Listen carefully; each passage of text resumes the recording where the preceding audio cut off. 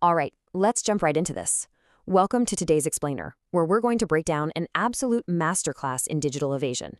We are putting a microscope to a really intense, incredibly high-stakes scenario. We're deconstructing a chaotic, 3-minute Grand Theft Auto 5 police evasion challenge. We've got a scene-by-scene transcription of the gameplay, and we're going to extract the exact strategy used to somehow survive the impossible. 5. That number really says it all, doesn't it? A 5-star wanted level. In the world of Los Santos, this is literally the ultimate in-game nightmare. It means every single law enforcement agency, complete with helicopters and those heavily armed tactical vehicles, is aggressively hunting you down.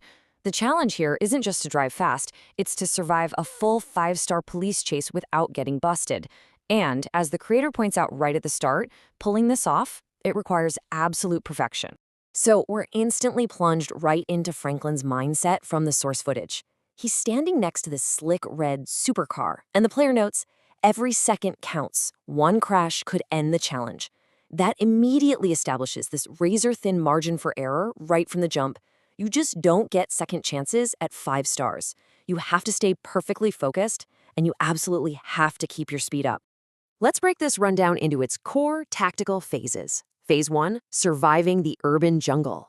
Just look at the sheer speed at which this situation escalates across these frantic 3 minutes.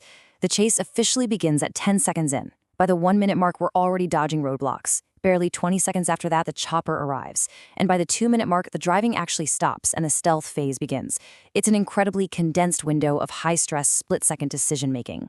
Setting the scene right at the 0-minute mark, Franklin gets into the car, and escaping is immediately difficult because those city streets are totally packed.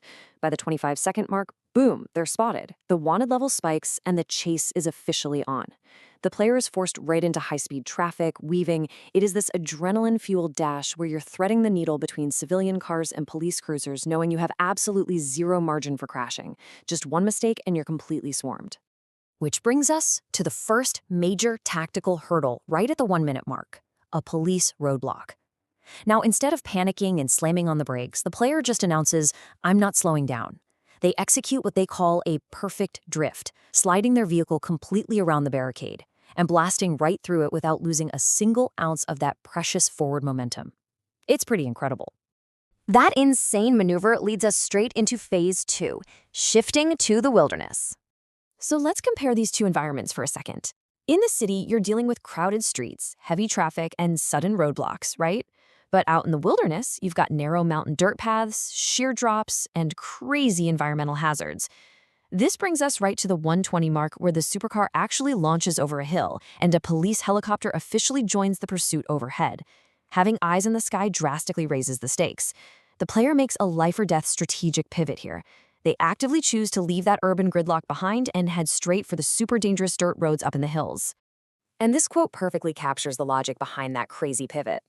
The player notes, the city is behind me now. These mountain roads are dangerous, but they're also my best chance to escape. It's a classic calculation of risk versus reward.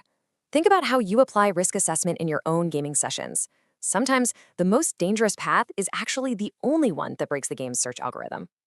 Unpredictable, multi-elevational terrain is exactly what you need to shake a highly coordinated police force and a chopper. All right, moving on to Phase 3, the art of hiding. At this point, the frantic dodging is over, and Franklin wedges the car deep under a bridge. To really understand why this specific spot works, we have to look at line of sight. Simply put, this is the imaginary line between an observer's eye, in this case the police cruisers and the helicopter, and the target, which is Franklin's car. Breaking the helicopter's line of sight is hands down the single most crucial tactical move of this entire run. You can drive as fast as you want, but you literally cannot outrun a 5-star wanted level if they can still see you. You have to blind them. So here is the ultimate survival protocol in action. Step 1, break that line of sight by getting off the main grid. Step 2, find overhead cover, like that bridge or even a thick tree canopy, to completely neutralize the helicopter's aerial advantage. And step 3, wait out the stars. It sounds so simple, right? But sitting in absolute silence while sirens are just wailing all around you creates this incredibly nerve-wracking tension. You are entirely at the mercy of the game's search mechanics at this point. Which leads us to this agonizing cooldown phase. As the clock slowly ticks from 220 to 240, the wanted stars slowly begin to blink and disappear. The player is literally pleading with the screen at this point. 1 star left, come on, don't find me. And we have to remember why they're so stressed. If even a single police cruiser happens to shine its headlights under that bridge and spots Franklin, the evasion completely fails. The entire chase starts all over again at a full, fresh 5 stars. But guess what? They don't find him. Phase 4, mission accomplished. The tactical gamble paid off spectacularly. 3 minutes of absolute chaos, perfectly navigated. And that brings us to the end of today's tactical breakdown. We've seen how precise driving, making calculated environmental shifts, and strictly adhering to line-of-sight mechanics can conquer the game's absolutely toughest evasion scenario. But the world of Los Santos is massive, and there are countless other strategies and wild scenarios out there. So I'm going to leave you with the exact same question the creator asked their own audience. What GTA 5 challenge should we analyze next? Think about it, and keep exploring.